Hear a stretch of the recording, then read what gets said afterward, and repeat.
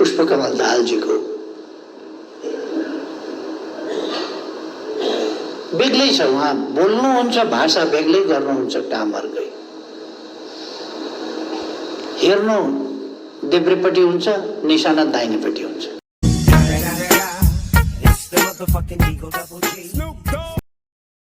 मैले पुष्पकमल दाहाललाई नचिनेको होइन, तर मैले सुनिरहेँ उहाँको कुरा।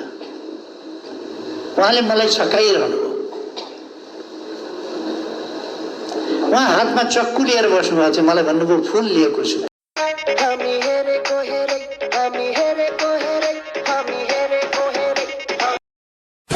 पोखरामा बेलुन पट्किँदासम्म तिमीहरू न्यायिक छानबिन समिति बनाउनेले दिनाडै सबिन महर्जनलाई टाउकोमा गोली हानेर मार्नेले आज न्यायिक छानबिन समिति किन बनाउँदैन? जो न्यायिक छानबिन समिति आवश्यक छ कि त राज्य र सरकारमा बस्ने बित्तिकै गोली हान्न पाउने पूर्ण अधिकार यदि राज्यले दिएको हो भने भोलि एकपटक सत्तामा पनि हामी बसौँला।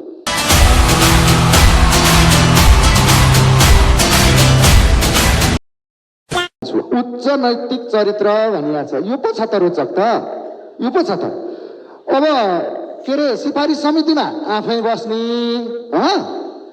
मान्छे भेटाइएन भनेर 3 महिना पछाडि आफै अगाडि। यहाँ भन्दाको रोचकता अरू के होला? लाजलाई पनि अब त धेरै नै लाज लागिसकेको छ।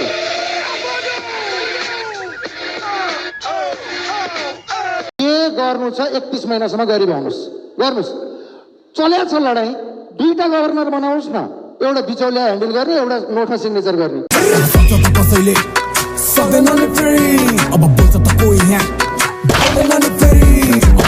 बनाउनुहोस्, अर्को काम पनि गर्नुहोस्। 31 महिनाको बिचमा त्यो छापिएको नोटमा हुन्छ नि, आफ्ना चुनाव चिन्ह राख्नुहोस्।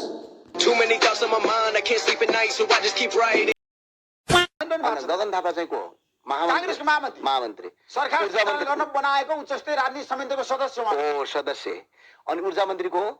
कांग्रेसको शक्तिशाली नेता अहिले। अनि केन्द्रीय सदस्य जाबो, केन्द्रीय सदस्य ऊर्जा मन्त्री दीपक खड्का जाबो केन्द्रीय सदस्य, जाबो केन्द्रीय सदस्य।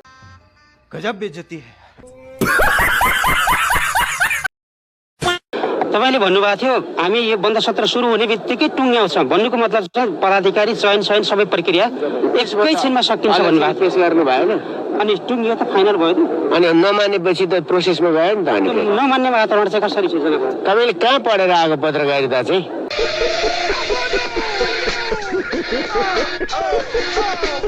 मधेसमा जुन किसिमको क्रेज, गाउँ गाउँमा होली, सहर सहरमा होली, जुन किसिमको चुनावको टाइममा जुन क्रेज थियो, त्यो क्रेज चाहिँ अलिकति अहिले पछिल्लो समय खस्किँदै गएको लाग्यो, अलि बढेको छ। मेरो खराब पानी छ, मेरो खराब पानी छ। पनि तातो खरानीमा जनताले पानी हाले जस्तो गरे नि। आम निर्वाचनमा एउटा दल जसरी तपाईहरूको विकल्पको रूपमा हुँदा थियो, त्यसमा चाहिँ तपाईलाई केही भन्नु छ?